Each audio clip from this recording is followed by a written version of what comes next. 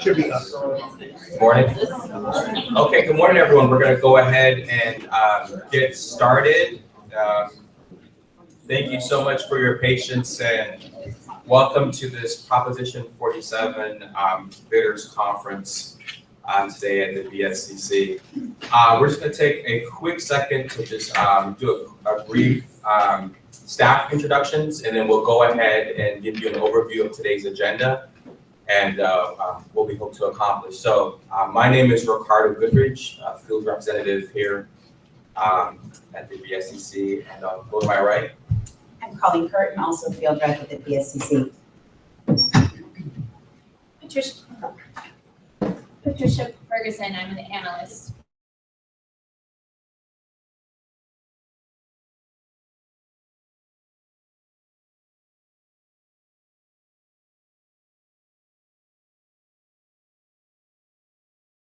Council for the board.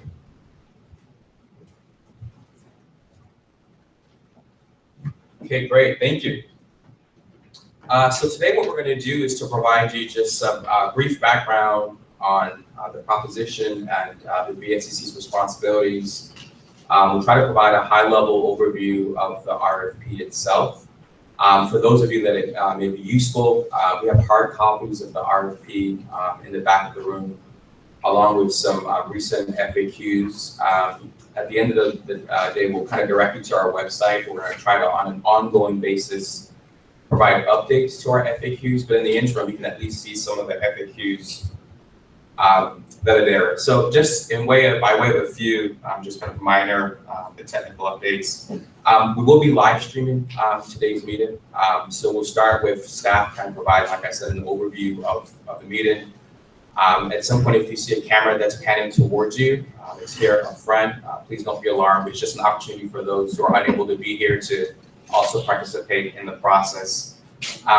Additionally, for those that are watching via the live stream, there is a comments section on the BSCC page from the live stream. You're welcome to add or post questions there. Our staff are going to try to monitor those questions, and at different intervals, we will do our best to try to respond to questions that are raised. And then the same goes for those that are in attendance physically. We'll try to prompt the different intervals where you can ask questions, and you're welcome to do that as well. There's a possibility, you guys, as you walked in, you can see that some of the hallways were blocked off. There's construction that's occurring. So if you should hear some loud noises, we apologize in advance. If we close the door, it looks like it kind of locks out half of our agency. So please bear with us through that. So without further ado, we'll just go ahead and just jump right into it. So Proposition 47, as you all know, is a voter-approved initiative on the 2014 November ballot. You can see kind of verbatim below that italicized text, what the core components of it is. But it really, put a focus on investment of savings into programs, victim services, mental health, drug treatment, and you'll see those tones occurring quite frequently throughout the request for proposal. The BSCC responsibilities are then further delineated, and they speak to mental health treatment, diversion programs, the administration of an actual grant, and then an emphasis on programs that reduce recidivism, and once again, that focused on substance abuse and mental health problems. And for those of you that want to view that in more detail, we've also provided the government code as a point of reference. So along with Proposition 47, there's also Assembly Bill 1056, and that added additional priorities. And so you can see some of the high-level ones that we've italicized there for you. So focus on housing-related assistance, community-based supportive services. And it also further clarified that in addition to it being a competitive grant program, that adults and juveniles are eligible for services. So just a little bit about the Executive Steering Committee and the process and what that means to this grant and to the BSCC. So the agency uses Executive Steering Committees, or ESCs for short, to really inform the board's decision-making process.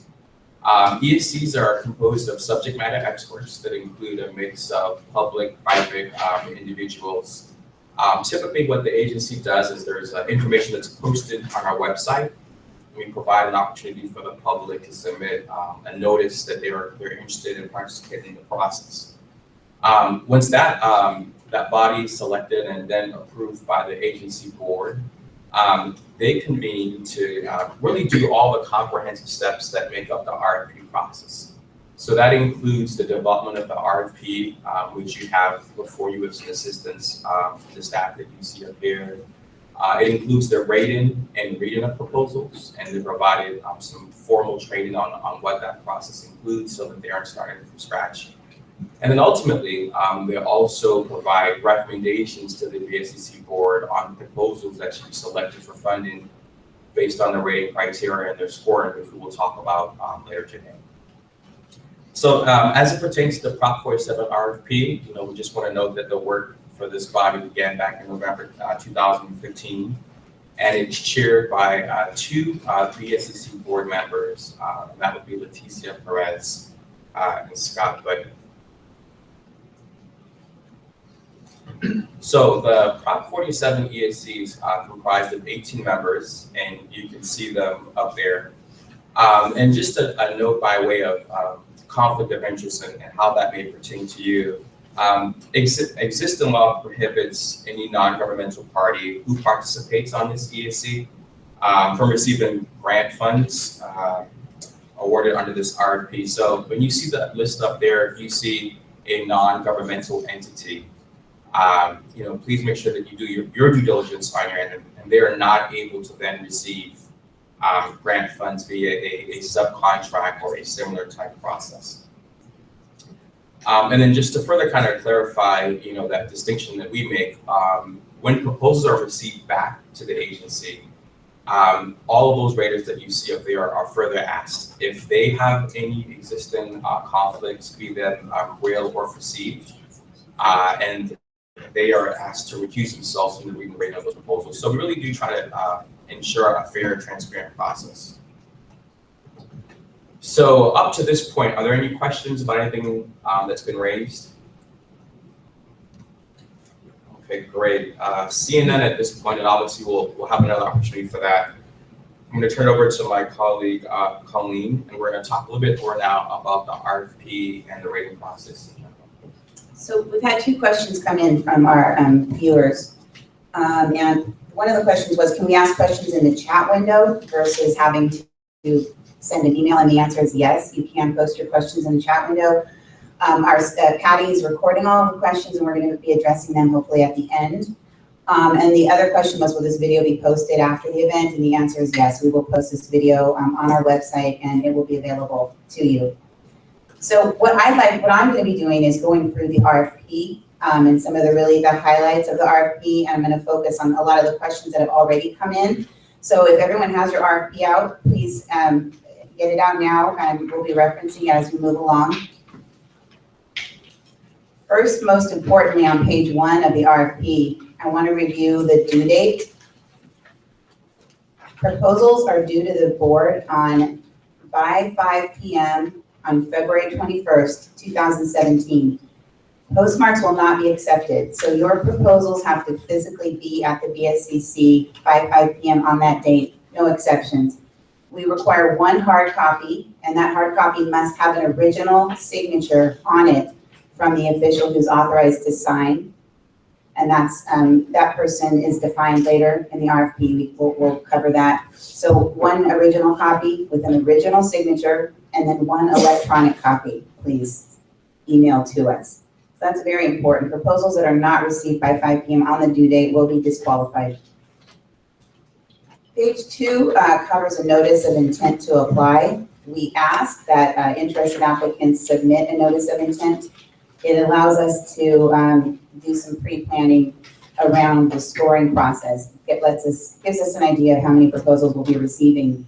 And I want to note, we already had a question this morning about, for community-based organizations who are interested in partnering with public agencies, we will be posting online a list of the agencies who have submitted notices of intent. with their name and contact information so that community organizations looking to reach out to public partners can do so. I want to point out, no one's disqualified for failing to submit a notice of intent, or there's no penalty for submitting of a notice of intent and then deciding not to apply. So as Ricardo said, the use of Prop 47 funds are restricted to 3 types of programs, and that's substance use disorder treatment, mental health services, or diversion programs, or some combination thereof. So one of the questions that's come in already is, do we have to do all 3? And the answer is no, you don't. The statute allows you to do one or the other or some combination, but those must be in the proposal, one or more of those. In addition, Assembly Bill 1056 that Ricardo mentioned also directs the Executive Steering Committee to score proposals higher if they also propose to do housing-related assistance or other community-based supportive services on top of those other required services. Housing-related assistance, there are examples of housing-related assistance in the glossary of terms, which is an attachment to the RFP, starting on page 41. But quickly, I will go over some of the housing-related assistance, what it can look like. Housing-related assistance can come in the form of financial assistance, and the examples given in the statute are security deposits, utility payments, moving cost assistance, and up to 24 months of rental assistance. Another type of housing-related assistance is housing stabilization assistance, including case management, relocation assistance, outreach and engagement, landlord recruitment, housing navigation and placement, and credit repair. So those are some examples of the supplemental housing services that could be proposed. Examples of community-based supportive services include, but are not limited to, job skills training, case management, and civil legal services. So I want to mention that there are examples in the glossary of terms of substance use disorder treatment. There are examples of diversion programs, what a diversion program might look like. None of those are requirements, they're examples only. Applicants have some discretion there in what they propose to do. There are no definitions for mental health services, as someone had already posed the question earlier. And so for mental health services, we suggest that you consult with your county behavioral health departments or look to Proposition 63, which is referenced in the statute for examples of types of mental health services that could be provided. I'm going to move on to eligible applicants. So we've talked about what eligible activities are. Eligible applicants are restricted to public agencies. This is by statute. Public agencies are defined in the RFP on page 6. And if there are questions later about what a public agency is, we can answer those. But there's a very broad definition on page 6. Public agencies, though, in order to be eligible to apply, must partner with one or more non-governmental community organizations. And what that partnership looks like is they must subcontract. Public agencies must subcontract a minimum of 50% of the grant funds to one or more of those community partners. The engagement and collaboration between public agencies and community partners was very much a priority for the Executive Steering Committee, and so that's reflected in the RFP. And then I want to note that as far as ineligible activities, grant funds may not be used for programs or services provided in a locked custodial setting, and we've already had a couple questions about what that means. We're talking about a facility that's locked, such as a juvenile hall or a jail or a prison. The RFP does allow that applicants could do some in-reach or some re-entry planning as a part of their project, but the services cannot be provided inside of a locked facility. The grant period is a 38-month grant period. We're hoping to have contracts in place by June of 2017. The end date for the contracts will be August 15th of 2020. So applicants will be submitting a budget that covers that 38-month period. We've taken the 3 years worth of Prop 47 savings in order to come up with an approximate dollar amount of $103 million. So that is the dollar amount that's available. We've divided that funding into two categories, or the ESC divided that funding into two categories. And if you reference page 12, you'll see the table that's up on the slide here. So the ESC has struggled a very long time with how to divide the money.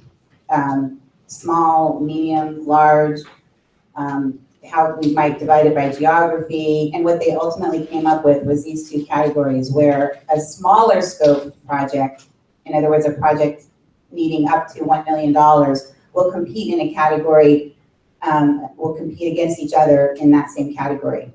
Larger scope projects, that is projects wanting up to 6 million, including the County of LA, will compete in that second category. So this was a way of allowing like projects to compete against like projects. So as an applicant, applicants need to determine which category they want to apply in based on the scope and size of their project. There are no criteria for what that is. That is something the applicants have to decide. And I want to point out here that the Executive Steering Committee, recognizing that LA County is 3 times larger, the next largest county in California, set aside, or didn't set aside, but LA County may compete for up to 20 million. And what that means, LA County then is restricted to just one application from the county. Cities inside of LA County can apply, but only one application from LA County may be submitted. I want to point out here too, when you're developing your proposals, you don't have to apply for the maximum available funds. You can apply for whatever you need, and we encourage applicants to develop, realistic, feasible budgets that you think you can spend down over that 38-month period. So you can apply for any amount up to that 1 million or any amount up to that 6 million.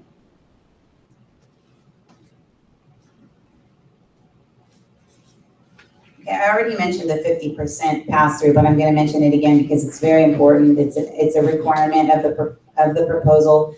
Proposals that don't set aside that 50% will be contacted and asked to include that. I also want to point out that there's a minimum of 5% that must be set aside for data collection and evaluation efforts. That's minimum of 5%, maximum of 10%, or $25,000. So for those applicants proposing smaller amounts, $25,000, whichever is greater. Minimum of 5% or $25,000, whichever is greater. The proposal, the RFP encourages applicants to partner with local colleges and universities, but it's not a requirement. But as you're developing your budget, you need to be able to show that that 5% of funds is being dedicated for your data collection and evaluation efforts over that 38-month period.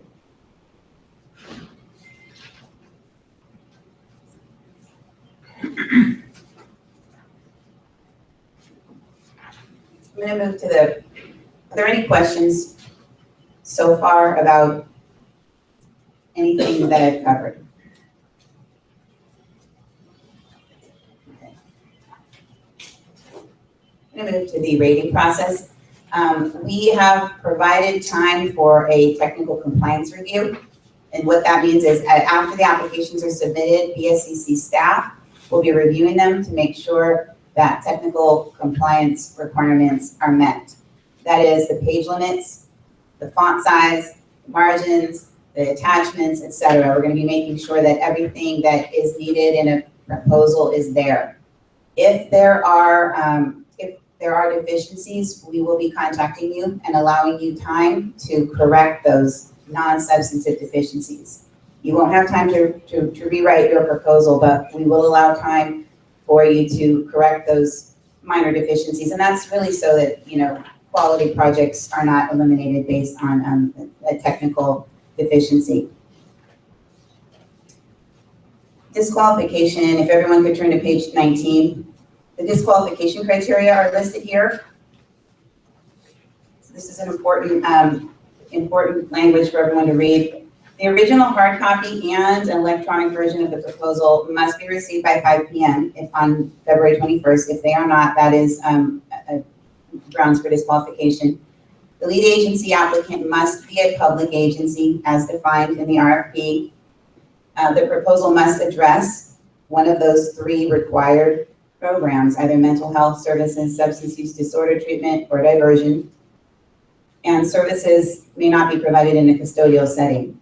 So as a part of the technical compliance review, staff will be looking at those 4 items. Those are grounds for disqualification.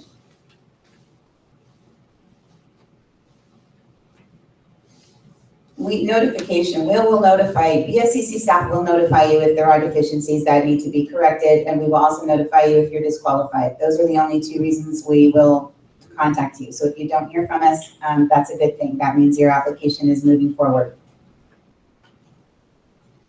I want to talk for a minute about the ESC rating process. Once staff has screened all the proposals then will move on to the rating process. And this, we will reconvene the executive steering committee that Ricardo talked about earlier. The members of the executive steering committee will be trained in how to score, how to use the scoring forms that BSCC's developed. They will then take the proposals and they will read them and score them. That's how that process works. Once they have scored all the proposals, they will come back together. BSCC then develops a ranked list. We'll be developing 2 ranked lists, one for the small project category, one for the large project category. And then we will move down the list until all of the funds are exhausted in each category. And I want to also mention that any ESC members who have a potential conflict of interest will have to recuse themselves from scoring any proposal where they have a conflict of interest.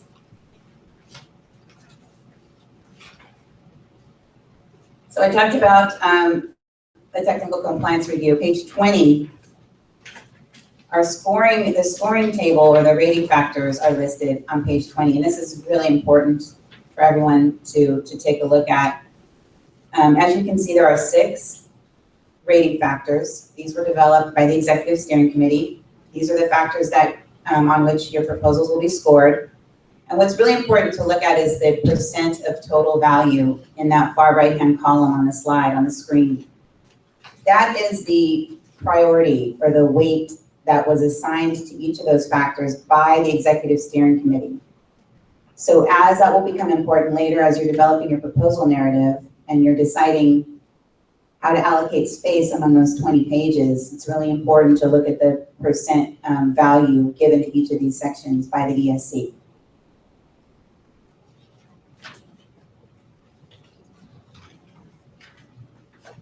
The ESC also designated that there would be additional points awarded to applicants who, and this is also on page 20, applicants who propose to dedicate more than the minimum 50% to those non-governmental community organizations. So applicants that propose to pass through 60 to 69% of their grant funds will be awarded 2 additional points. Applicants that propose to dedicate or pass through 70% or more of their grant funds will be given 4 additional points. Again, emphasizing just how important that collaboration was to the ESC. The Executive Steering Committee also developed a minimum scoring threshold. This is on page 21. Proposals must meet an individual and an overall minimum scoring threshold in order to move forward and be considered for funding. So you'll see there are 3 of the rating factors there: community engagement, project description, and the budget. Proposals must score a minimum of 50% in those 3 categories. Those were the 3 highest weighted categories. And in addition to that, applicants must also score an overall minimum of 65%. So both of those criteria have to be met in order for a proposal to move forward for funding. Funding decisions, I mentioned earlier, how that process works. The ESC will reconvene once they've scored all the proposals. The scores of the ESC will be averaged, and a ranked list will be developed. The BSCC will move down those lists until the funds are exhausted. If there are not sufficient qualified applicants in one category or the other, because perhaps people have not met the minimum scoring threshold, the funds will move over to the other category again until they're exhausted. In the case of a tied score, the applicant with the highest score in the project description section will receive the funds. And I want to turn your attention to page 21. Again, at the bottom of the page, this is a sample scoring rubric. This is the rubric that the raters will use for each of those 6 rating factors. So every rating factor will be scored from 0 to 12 based on how well the applicant responds to the rating criteria that are listed in the proposal narrative instructions, which we'll get to in a minute. So every proposal, every rating factor will be assigned either 0, 1 to 3 for poor, 4 to 6 for fair, 7 to 9 for good, and 10 to 12 for very good.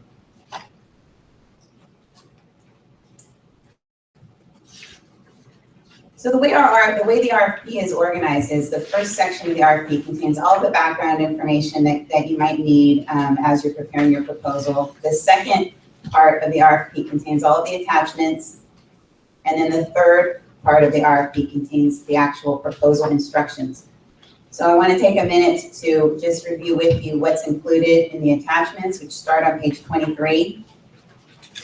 5 of these attachments will be included with your proposal. The others are there just for your review and to help you as you prepare those proposals. So attachment A contains the Proposition 47 in its entirety for your reference. That's on page 24. Attachment B contains Assembly Bill 1056 in its entirety. That's on page 35. So both of those are just there for your reference. Page 41, attachment C contains a glossary of terms. So that's extremely important for you to read through as you're developing your proposal. You'll see a lot of the terms that are mentioned throughout the RFP. These are, again, terms that the Executive Steering Committee agreed were important and essential in the development of Prop 47 programs. Page 48, attachment D. This is an attachment that will be included with your proposal. This is a list of the local advisory committee. Every applicant, as a part of the process, is required to establish a local advisory committee, and we'll go over the requirements for that in a moment. On this attachment, you will list the members of that local advisory committee along with their job title and their agency affiliation. Attachment E contains a letter of agreement template. This is also required to be attached to your proposal. For every member that sits on your local advisory committee, you must submit one of these letters of agreement. One letter is acceptable with all of the signatures on it as well, and as you can see, our template is sort of set up to accommodate that. Attachment F, local government impact letters. This is also a requirement. These must be included with your proposal.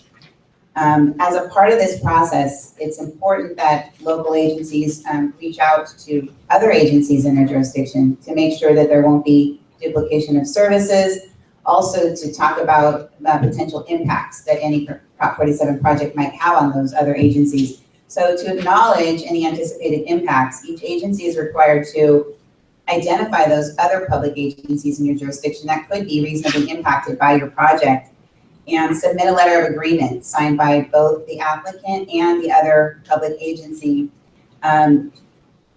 discussing the points we've listed here. The name of the project, a brief description of how the project might impact that public agency, and an explanation of how the lead agency and the impacted agency will work together to address those impacts.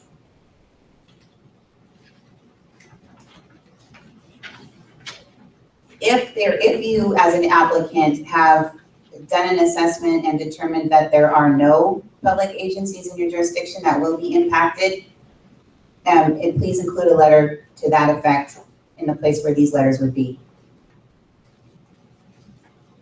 Page 51 contains the contract, a boilerplate contract. So it's important for the public agencies to review this contract. This contains all the terms and conditions that you will be held to upon award. So that's page 51 through page 63. I'm sorry, 64.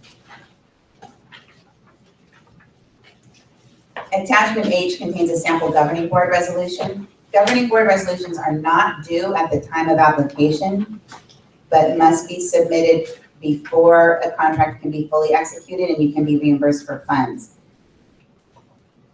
The governing board resolution is important because it tells us that the person who's signing your contract has the authority to do so.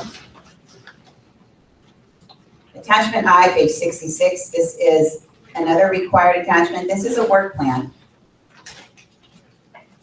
One-page work plan. So obviously this is a high-level overview of your project. So all of the details that are contained in your proposal narrative, we ask that you pull out your top 3 goals and objectives and list them on this one-page work plan. Attachment J is the last required attachment for the proposal. This is a list of your partner agencies and organizations. We ask that you list here any public agencies that you plan to partner with and any non-governmental community-based partners that you plan to partner with. One of the questions that came in was, well, what if we don't know who our community partners will be at the time of application? If you don't know, we've addressed that in the FAQs, and I'm going to get to that in a little while. When we get to the FAQs, we will answer that question. So that's a review of all the attachments. Any questions about attachments? Okay, I'm going to move on to the meat of the RFP, which is the proposal instructions. I'd like everyone to turn to page 69. Page 69 contains a proposal checklist, and we're requiring something new. We are requiring that applicants actually submit this checklist as a part of their proposal packet, and we're asking that it be signed by the official who's authorized to sign there at the bottom. So this is our way of checking and your way of checking that you have all the required pieces of the proposal in your packet. So I'm going to move down this list. The proposal checklist should be on the top. There's an applicant's information form. We'll go over that in a moment. There's a proposal narrative, and there's a budget section. Those are the 3 sections of the proposal. The required attachments are those ones that we had just gone over. Attachment D, E, F, I, and J. Those should come next in your packet. And optional would be a governing board resolution. Any questions about what's required or included in the proposal submission? So page 70 contains instructions for how to fill out the applicant's information form, which is on page 71. Please read through these instructions carefully. I'm going to walk through the form quickly. Page 71. The lead agency applicant should be listed at the top of the page. Lead agency applicant, the name and their address, their tax identification number. If a joint proposal is being submitted, other non-lead public agencies should be listed in that next section. Section C is the project title. Section D, check all that apply. These are where you will indicate to us which of those required services you are intending to implement. Section E, additional services. This is where you check whether or not you are proposing to do those other supplemental services. In section F, please provide a brief project summary. Section G, this should reflect the total grant funds that are being requested. So if, for example, you're requesting 1 million, 1 million is the figure that will go in Section G. In Section H is the amount of funds, so what the portion of that 1 million that will be subcontracted to community organizations. We ask that you list the dollar amount and the percent. Section I is the total amount of other funds to be leveraged. So when we get to the budget section, you'll see there's applicants are required to leverage outside funds to support their Prop 47 project. And there you would list the dollar amount of outside funds that are to be leveraged. So this is outside of the 1 million that you're applying for. Section J is the project director. This is the main contact for the program. This person should work for the lead agency. Section K is the financial officer. Again, this person works for the lead agency. Section L, the day-to-day contact person. And then finally, Section M, the name and signature of the individual who is authorized to sign for the contract. A reminder that all documents submitted as a part of the Prop 47 proposal are considered to be public documents and are subject to a Public Records Act request. So we just want to remind everyone of that here. Any questions about the applicant information form? All right, I'm going to move on to the proposal narrative.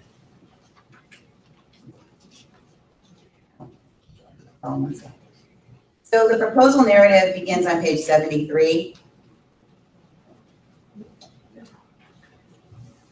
The proposal narrative must be submitted in 12-point font with 1-inch margins and cannot exceed 15 pages. This is important. For the proposal narrative, you will address each of the sections, each of the 6 rating factors in a narrative form. I'm sorry, in the proposal narrative, you will do the first 5 because the budget is separate. So the first 5 rating factors will be addressed in the proposal narrative.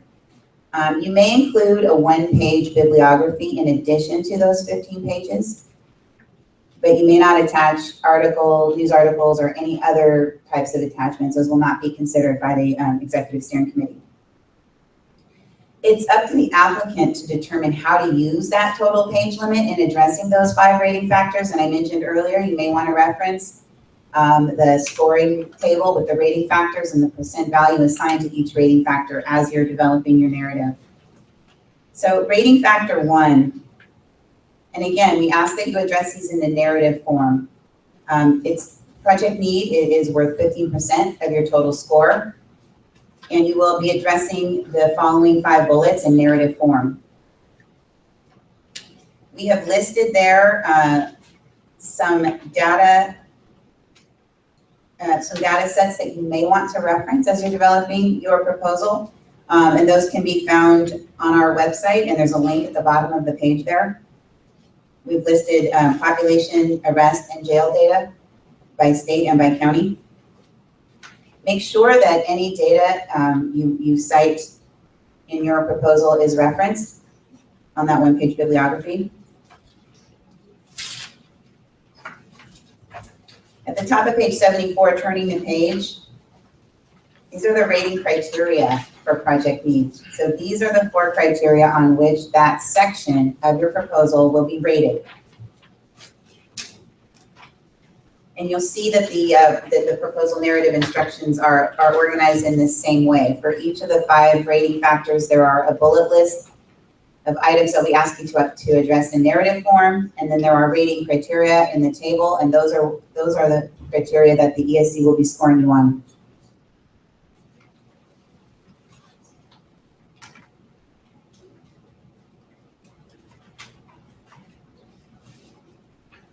Rating factor 2 is community engagement. This is worth 20% of your score.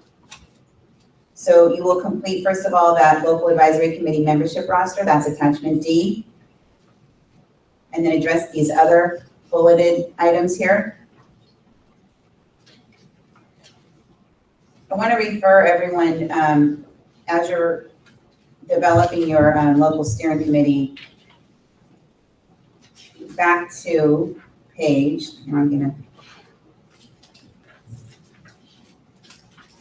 within the background section of the ESC 3,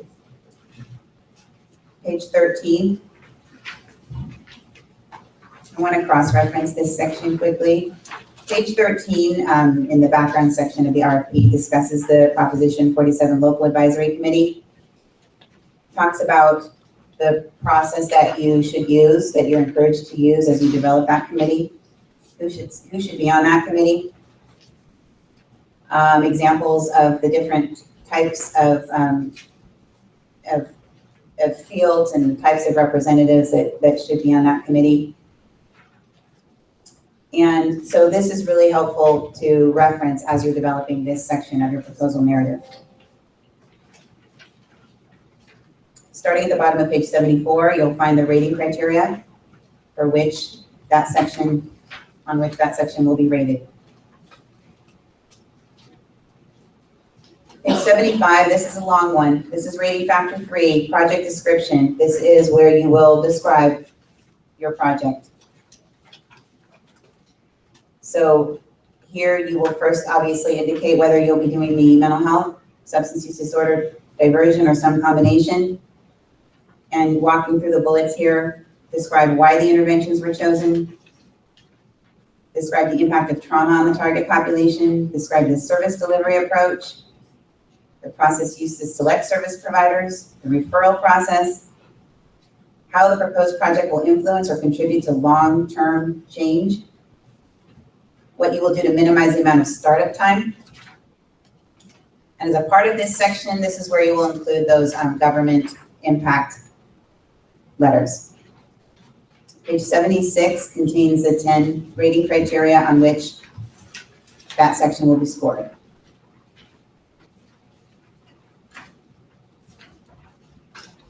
Page 77, rating factor 4, project evaluation plan. Now you'll notice in the RFP starting on page 16, you want to cross-reference this section here. All applicants that are awarded grant funds will be required to submit a formal evaluation plan after the first quarter of the grant period. So a lot of people ask, well, if we're going to be submitting an evaluation plan later, what are we submitting as a part of the RFP? As a part of the RFP, address the bullets here in this section. What the ESC is looking to see is that you have a preliminary plan for how you will measure, how you will collect data, how you will measure outcomes, how you will determine what impact this project had on your community, and did it have the desired impact. At the bottom of page 77 is the rating criteria for project evaluation. And then finally, rating factor 5, guiding principles. So you notice in the RFP, up at the front, the executive steering committee, as a part of their work, developed a set of guiding principles. You'll see these, page 5, you'll see these principles woven throughout the RFP, throughout the proposal narrative instructions. So this section will score whether your proposed project taken as a whole addresses or embodies the spirit of those guiding principles. And rating criteria for that factor are on page 78. Any questions about rating factors 1 through 5? Section 3 is the budget section. And I want to note that there's a typographical error in the RFP on page 79 at the very top there. It reads percent of total value 15%. That is incorrect. The correct value is 20%, as is listed on the scoring table.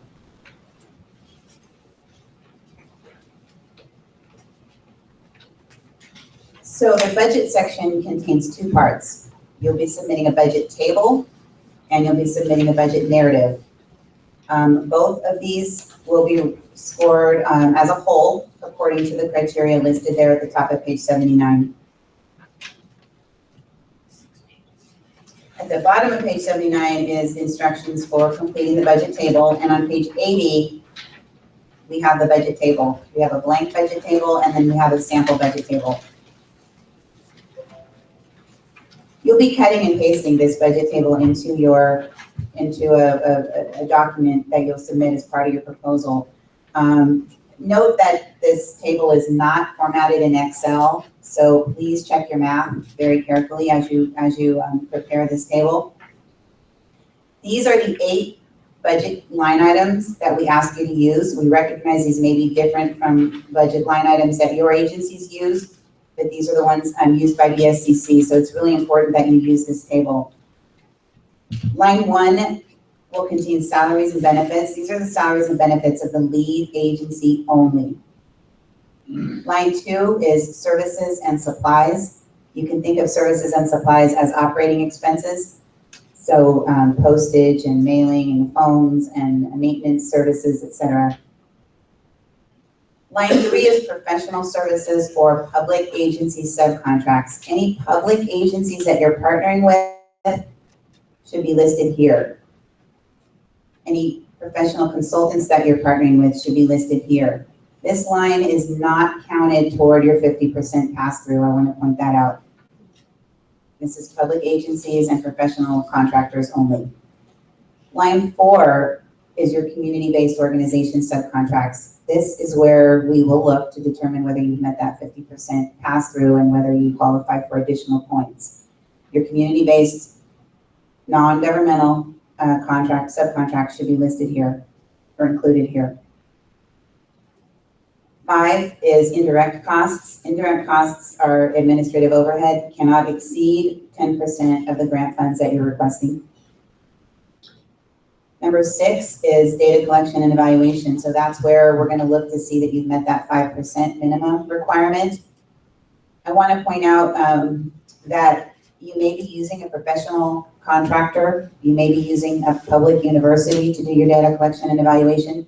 So list them here, not in line 3. So that's the only exception to line 3. Number 7 is fixed assets and equipment. This is assets with a value of $3,500 or more. And number 8 is other. So anything that doesn't fit into one of the categories above, such as training, travel, etc., will be listed and included in that category. So your budget, you'll see here there's 3 columns, A, B, and C. We ask that you do projections for your year 1, which is actually 14 months, year 2, and year 3. Column D is a total of A, B, and C. So that should total to your requested amount. Column E is where you'll list other funds that are being leveraged, and we ask that you put them into one of the 8 categories. This is dollars that are on top of the grant funds that are being requested. And then column F would be the total project value, which is the grant funds plus the outside leverage funds. So you'll see in the sample below, this shows an applicant who might be requesting $6 million. They have included $1.5 million for year 1, $3 million for year 2, and $1.5 million for year 3. So you do have some flexibility in how you budget your funds across those 3 years. You do not have to budget the same amount for each of the 3 years. They've proposed to leverage then $2.5 million on top of that $6 million, and so their total project value is $8.5 million. Any questions about the budget table? Yes. The budget table is not double spaced. Can I presume that we can put this in as is, even though it's not double spaced? Yes. And my second question about the budget table is that there are 2 required conference trainings in Sacramento. Is that annually or through the life of the project? Through the life. And do you anticipate those being 1 day or 2 days? 1 day. Thank you.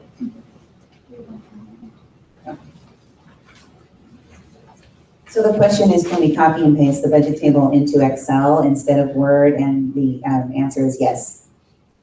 You can, as long as this budget table looks the way it looks here, you're free to use Word or Excel. Page 81 starts instructions for the budget narrative. So the budget narrative is used to support the dollar amounts that you've included in your budget table. The budget table represents a roll-up of all of those dollar amounts included in each of those line items. The budget narrative also must be double-spaced, Arial, 12-point font, and may not exceed 6 pages in length. So as you move through the sections here, you'll see that we're asking for narrative detail for both the grant funds requested and the outside funds that are leveraged. Yes. On the indirect, I'm assuming that applies to the lead agency, but if any of the community-based agencies has indirect, are they also capped at the 10%, or is that to be negotiated between them and the lead agency, or do you care? You're correct. The indirect cost of 10%, the indirect cost listed here only applies to indirect costs for the lead agency. Any indirect costs that are part of a subcontract would go in that line category. We allow lead agencies to negotiate indirect costs with their subcontractors, but they must have some documentation or methodology of how they arrived at that indirect Right, like cost. they have an approved Cost rate plan. cost rate from the feds or something. Right, but we're just holding you to the relationship that we would have with that public agency. Okay, just again, a point of clarification. You said the community-based agency would not be listed here or would be listed in this? Do you want them to pull it out of their budget and put it on that line No. item or? No, Okay, thank you for clarifying. Line 5 should include only indirect costs attributed to the lead agency. okay. Any other indirect costs from perhaps your public partners or your community-based organizations would be included in their subcontract and then included in the appropriate line item.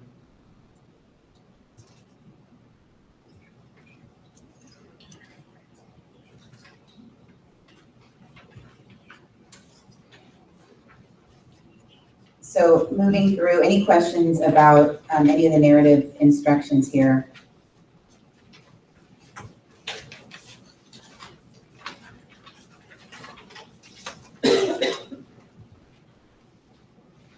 I want to point out too that the budget table is not included in the 6 pages of narrative.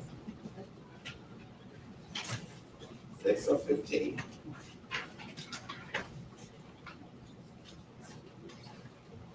There's a lot of information. Any questions about the budget? Yes. Just another quick question. I assume that the budget narrative is for the 38-month period, not annually?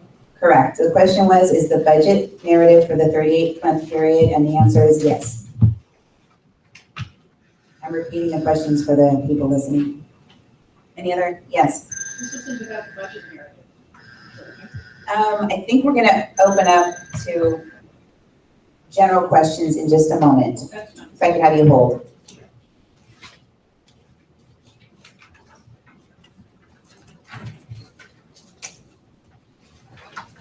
Okay, great. So let's just transition briefly to key dates, and we'll talk about some of the FAQs that have been received thus far, and then we'll get to some of those questions. So, as Colleen stated earlier, just some of the kind of the principal components. The RFQ was released back on November the 18th. We're hosting 3 total bidders conferences. Including today, 2 other conferences will be held, one on Wednesday in Fresno and on Friday in San Diego. This is the only bidders conference that will be live streamed. For those exact details, you're welcome to go to our VSCC homepage and see the address if you have friends or colleagues who'd like to visit any of those 2 locations. The non-binding notices of intent to apply are due on January 20th. Again, just really bold in red, proposal due date February 21st, and again, that 5 p.m. cutoff. Late submissions will not be accepted. And then just in terms of kind of peeling back just a little bit, the rating process. So sometime between April and May, the Executive Steering Committee will come back together to read, rate the proposals. That's what you see reflected there. The tentative goal as of this conversation is that we would go before our board in June of next year. And then somewhere thereabouts, June 16, I believe is the date that we have on prior pages, with some flexibility built in. We hope to begin then contracts. And then to also point out to the question that was raised about visiting Sacramento, we typically do have a mandatory new grantee orientation where we provide some basics about expectations, reporting, and some just really core criteria for you. So that said, we won't go through all of this in detail, but in the rear room, we did provide some of the FAQs at least through December 7th. Many of them, I think in some part, Pauline is already flagged. So I'll just kind of brush over just a few of them and then we'll just get right to questions. So we received a few questions about public agency and kind of what status would make someone eligible to be a public agency. Specifically, questions 2 and 3 asked if the Superior Court and public defenders agencies are considered public agencies, and we responded that yes, they are in fact public agencies. We've had a request to define what is meant by a custodial setting, and that's clarified here. As Pauline referenced, it's a locked facility for the purposes of this RFP, and then we provide a little bit more background about the intent of this particular body, which really is that programs or services, not be provided in a custodial setting, with the exception of outreach and reentry planning. So, just to flag that there are different examples that are scenario-based that are there. I guess we should just flag up front that this still is a competitive process. So, I think we can try to answer some of the questions that you may raise in general terms, but because it is a competitive process, we probably can't answer every very specific scenario. I'm sure that's not new to many of you, but just kind of want to flag that out there. Question 6 is kind of in that line of kind of asking a little bit more detail about this particular proposal that they may have in mind. And so if we believe a FAQ question is perhaps so detailed and so specific that it's tailored to a potential application that may come in, we will generally refer you to just review the rating criteria and the weights that are assigned and ask that you infer and develop a proposal that really kind of addresses those points. On question 8, just because it came up a few times, there was a question of if you apply for $6 million, does it all need to be spread out evenly? How must those funds be distributed? And we kind of provided that it's really a 3-year approach. If you wish to develop a budget where the majority is spent is allocated on the front end, in the middle, on the back end, you certainly do have that flexibility there for you as well. But we do caution that the agency does reimburse grant funds. So if that should somehow factor into your local sub-grant processes, just to be mindful of that. On question 10, we received a request to provide examples of what we consider a smaller scope and a larger scope project. So again, just kind of thinking back to the RFP, there's that financial threshold that's built in there. The smaller scope for the purpose of this RFP is that up to $1 million.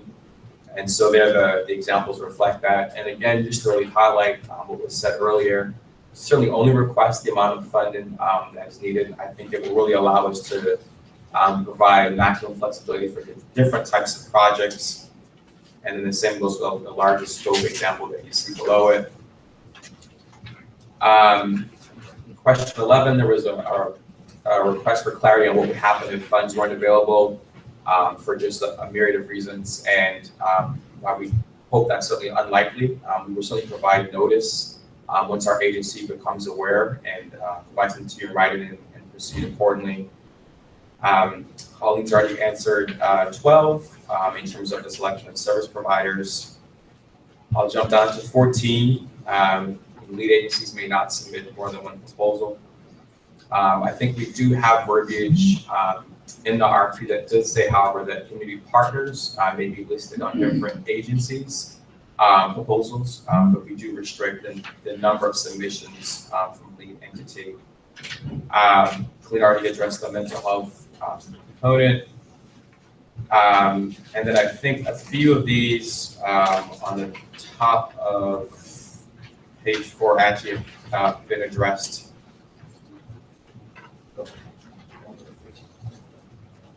So, and I'm gonna refer back to number 12. This question has come up and it's come up on the phone today as well, or on the website.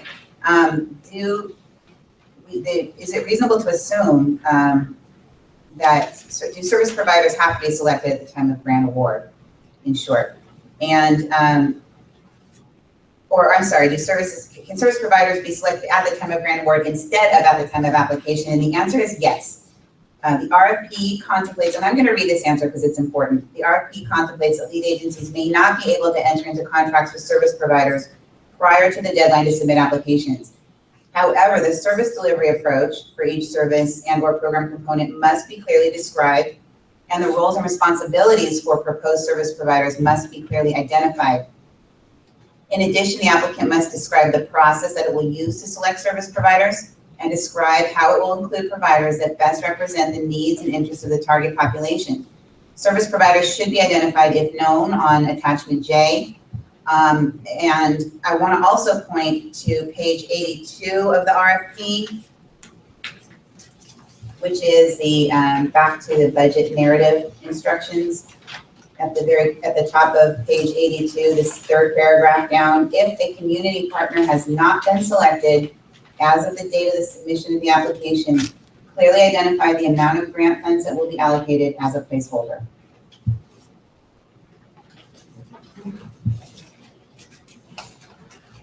Okay, great. And let's just turn back to page 4 and 5. And then there were a few questions that were specific to Los Angeles County that we responded to.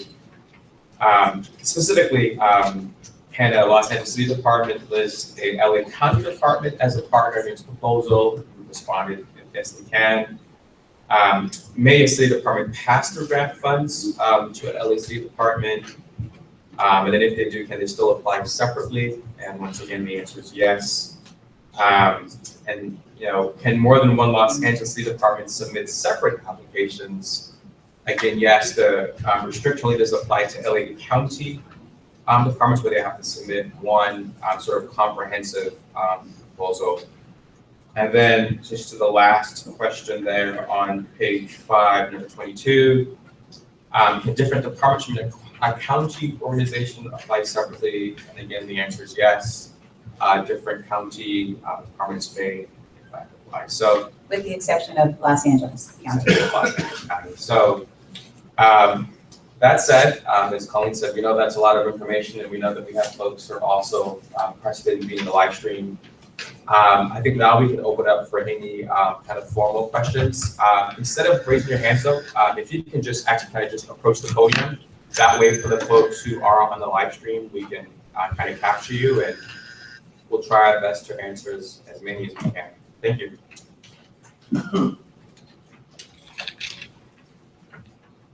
Hi. Hi.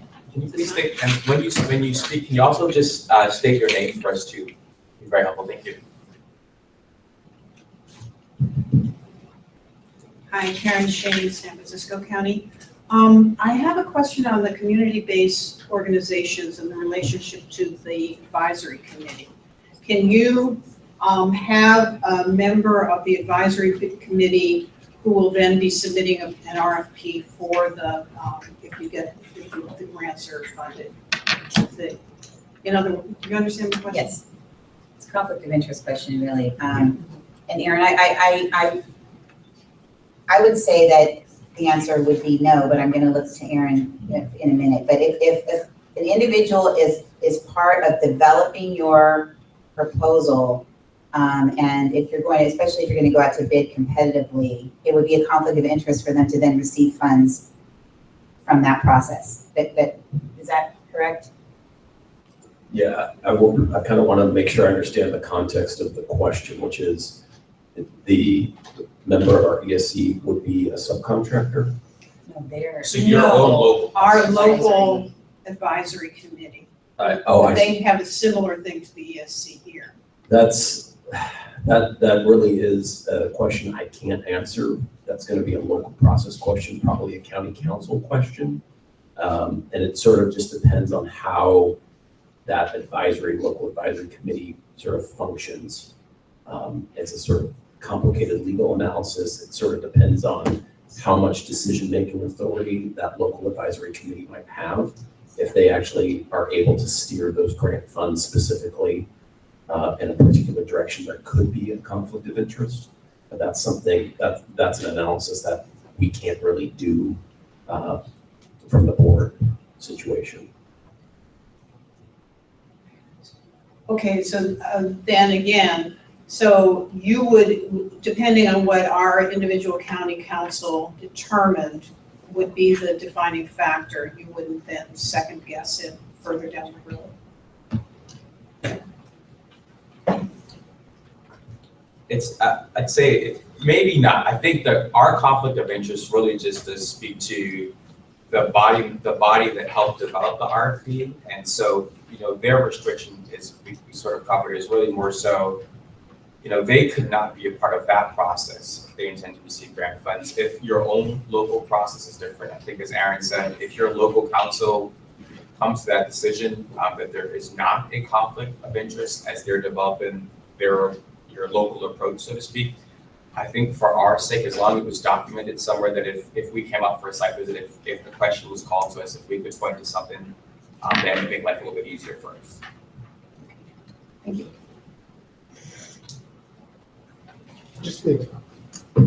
Yeah, again, just approach the podium and state your name and your question. Thank you so much.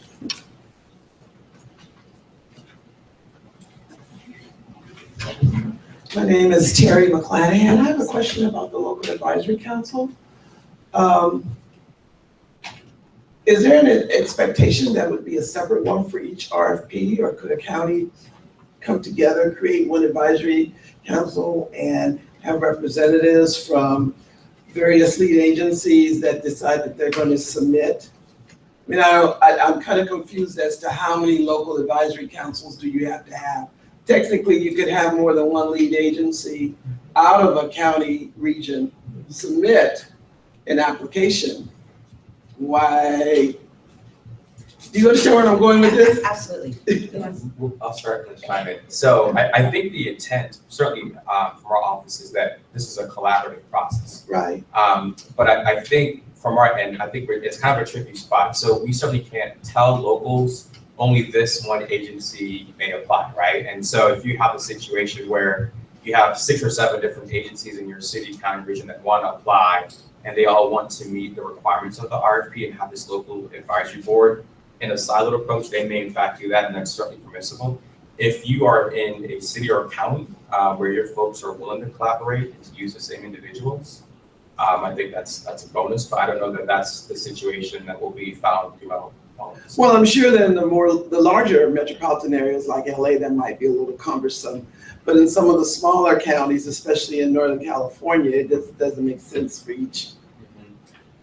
Yeah, and to that end, another way of approaching it, and it may not be where you're going with it, but if there are multiple agencies, maybe they may consider partnering, and then that way that can reduce the strain on the duplication that you're certainly trying to avoid.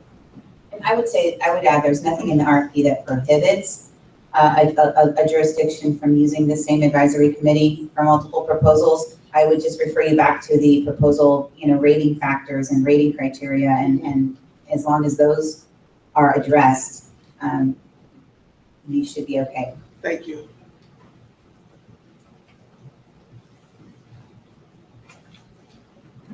Good morning, Jim Garrett from San Joaquin County.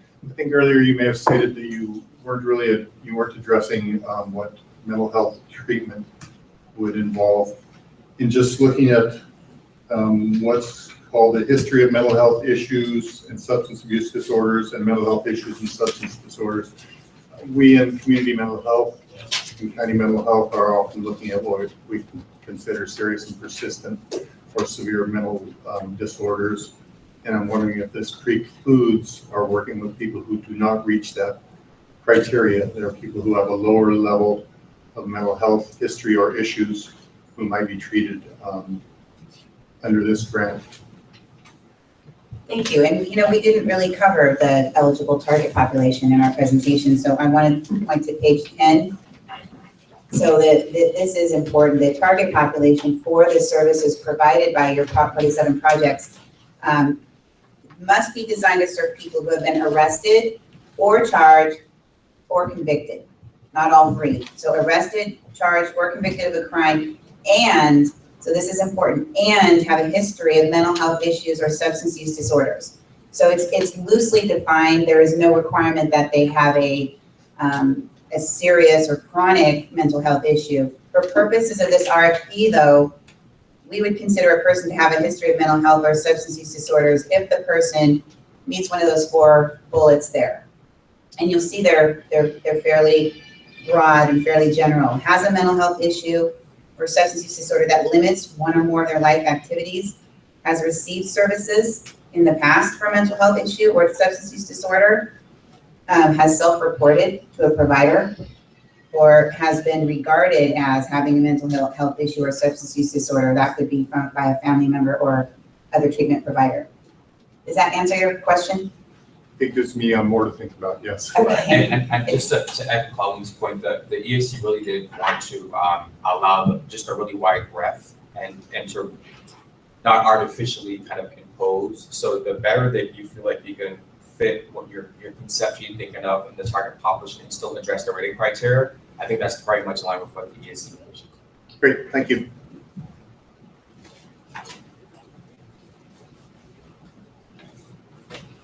Are there any more questions from the audience here? Sorry, I'm that girl. I always have questions. I have 2 questions. One is, can a private organization or business, such as a private mental health or substance use disorder treatment organization, count as a non-governmental community organization? Can you give me an example of what you have in mind? Yes, for example, not all non-governmental community organizations are private, not-for-profit organizations with a 501c3 designation. There are other designations of providers that are out there in the community. Would those count? Well, the ESC's intent was to make sure that funds get down to local, community-based service providers. One question that came in is, does a community provider have to be a 501c3? No, they do not have to be a 501c3. If it's a huge for-profit conglomerate, though, I don't think they're going to be I understand. the same. I understand. I was thinking about faith-based organizations, other kinds of small private organizations that are in communities that may not be a 501c3. Yes, and I think it's up to the applicant too to make a case Okay. for the providers, and that's part of the rating criteria is why were certain selected and what do they bring to the table. Understood. And then my Can I second, just start you for just one quick second, because I think it may help us too going forward. If you can just touch base with us at the end, and maybe we can get that question you have in writing. We just want to make sure that we don't craft a response that, although we mean well, may limit others or put some artificial parameters in place. So we're trying to get you a really concise answer, but we also want to be mindful of any unintended consequences. So we'll get back to you. wonderful, thank you. And my second question is there a definition anywhere for civil legal services? No. And yeah. So Give us a general that categorization of what might be in this. That comes out of AB 1056, and I think the intent was part of the intent was to provide services with people who are under Prop 47 can apply to have their sentences their records expunged. Thank you. Okay, Those kinds of processes. thank you. So we've got some questions submitted. Oh, more. I can actually ask it from right here. Is there a deadline for asking questions? Yes, there is. Thank you for pointing that out. We ask that all questions come in prior to. We're gonna respond to questions up until January 20th. This is on page 1, and so questions must come in by January 20th. We will respond up to January 31st. So January 31st will be our last posting of FAQ. Thank you. And we should also add, without committing ourselves to too many firm dates, we did say at the beginning of the Veterans Conference that we would try to update our website, on an ongoing basis. So I would anticipate maybe in the next 2 weeks or so, maybe the next set of FAQs will be updated, and maybe you'll see something where those texts, where additional questions are added or read, so that you can kind of just track, and we'll update the data accordingly. So they give us another 2 weeks once we've been on the road, and we will try to update accordingly as well. And if it's okay with folks for now, not to at all stymie folks, but we have been receiving some questions for the live stream, so I think we're gonna try to read those out loud and try to see how many of those we can address. And in the meantime, if you have more questions that you're formulating, by all means, we're encouraged to continue to do that. So one question that came in is, can outreach and engagement in combination with substance abuse services meet the requirement of providing substance abuse services with the grant funds? This question had been submitted online previously, and it will be included in our next set of published FAQ. But the answer is outreach and engagement could be a part of an integrated approach. They may not be standalone services. The substance use disorder treatment must be provided, or the mental health services, or the diversion. So it's understandable that some outreach and planning is going to take place, but that cannot be the sole activities that are funded. The next question is, if a public agency applies and is awarded in this round of funding, do they remain eligible for future rounds of funding after the 3-year period? And the answer is yes.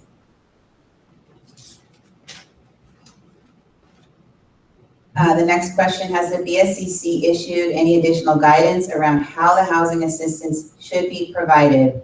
For example, caps on assistance, how to calculate assistance received, etc., or will that be up to the applicant? So there's no additional guidance beyond what's included in the RFP, beyond what I read earlier, which comes out of AB 1056. And I want to make sure that I'm referring people to the right spot. It is on page 8 of the RFP. Starting up with section B at the top. That is the entirety of the guidance that's provided to applicants.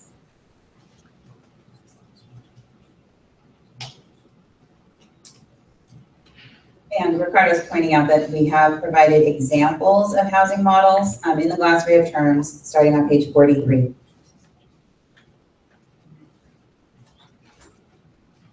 Okay, so do subcontracted CBO partners, we're gonna do this one. Okay, we have nonprofit, that's right. So if a sheriff's office is the lead agency, can they have probation, mental health, and social service departments, and they sometimes be named as co-applicants? I think we've already addressed. The answer would be yes. Addressed that one. Can funds be used to assist CBOs acquire housing where treatment and support services will be required? So I would say for this question, can funds be used to assist CBOs acquire housing where treatment and support services will be required? First and foremost, an applicant has to address the required services, treatment, mental health, or diversion. And beyond that, housing may be also provided as a supplemental service. So I would just encourage the applicant to reread the RFP and make sure those requirements are followed. Are lead agencies able to claim the full grant amount as expended, or will it be limited to claim by annual budget amount? So Ricardo mentioned the grant funds will be distributed on a reimbursement basis. So lead agencies submit claims and we reimburse them. The answer, I guess the short answer is no. You will be required to claim expenses according to the budget that you submitted. If during the course of that 38 months you find that there's a problem or that you didn't anticipate something, you can work with BSCC to do a budget modification in certain cases.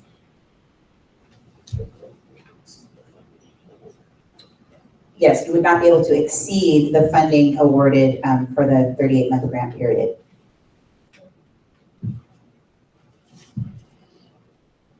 Do you want the hard copy application to be bound or clipped?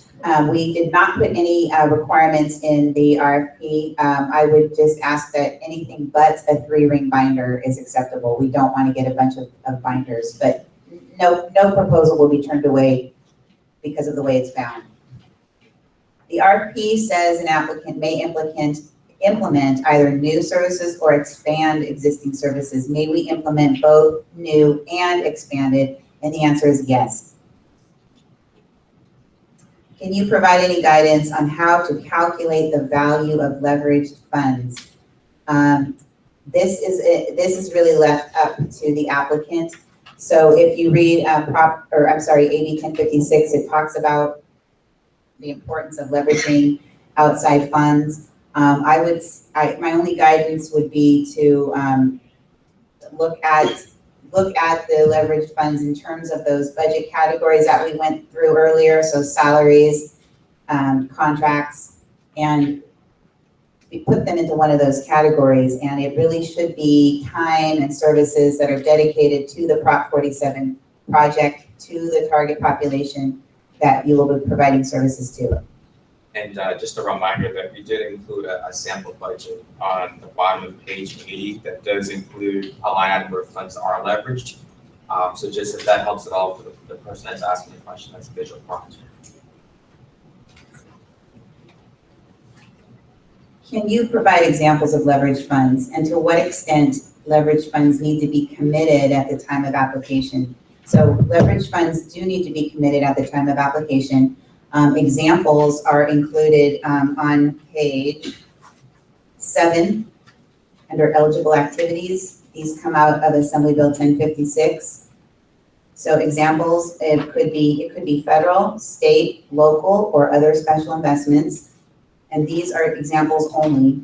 Drug Medi-Cal treatment money, Mental Health Services Act or Prop 63, realignment money, Community Corrections Performance Incentives Act, tax credits, housing and urban development. So if your community has HUD funding, that is a source to leverage.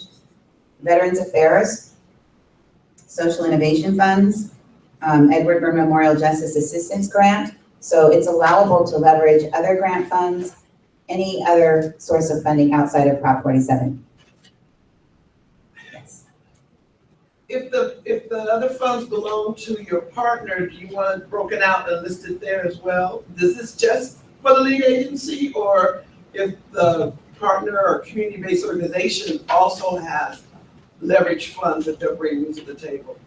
That's okay. I think as a whole, we want to see what funds are being brought to the table by either the lead agency or any one of their partners, and the project will be considered as a whole. Okay. And just to kind of piggyback on Colleen's point, in the budget narrative components, so, from age 181 forward, it says that narrative detail, that would be the place where you could kind of spell out the different components. Okay.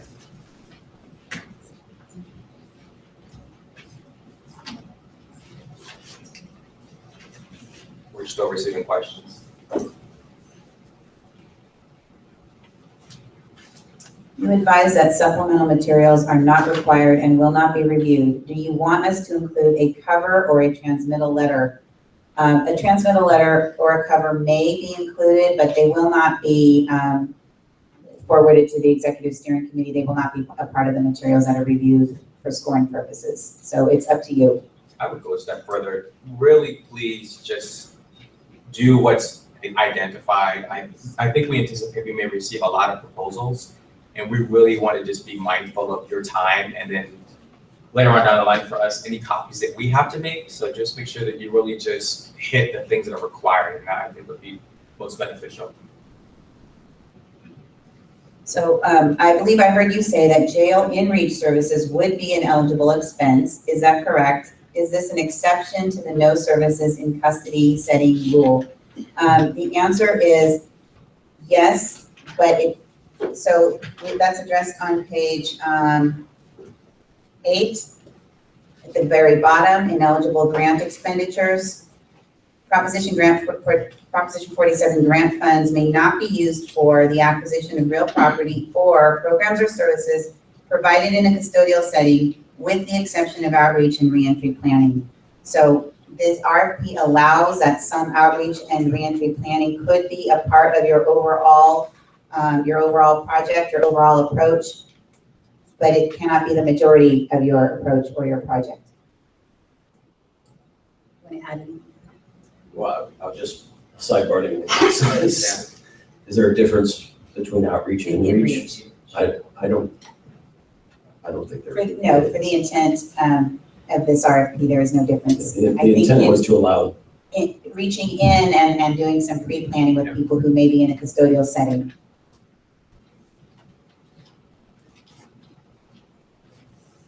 We would like to participate in reentry planning in the custodial setting as part of the project. Is that allowed? So, yes. Will there be an e-receipt indicated, to indicate that the email proposal has been received? Yes. We will email you to let you know it has been received. Okay, back to the audience. Any additional questions at this time?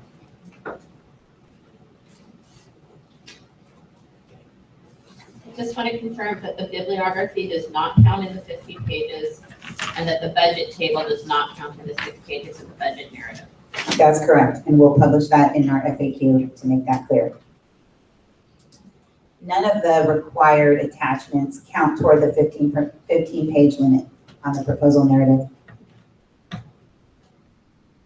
Okay, so if questions come up after today, remember you can submit them through our website up until January 20th. Thank you, and we will be updating the FAQ, as Ricardo said, periodically, so make sure to check back to our website for updates.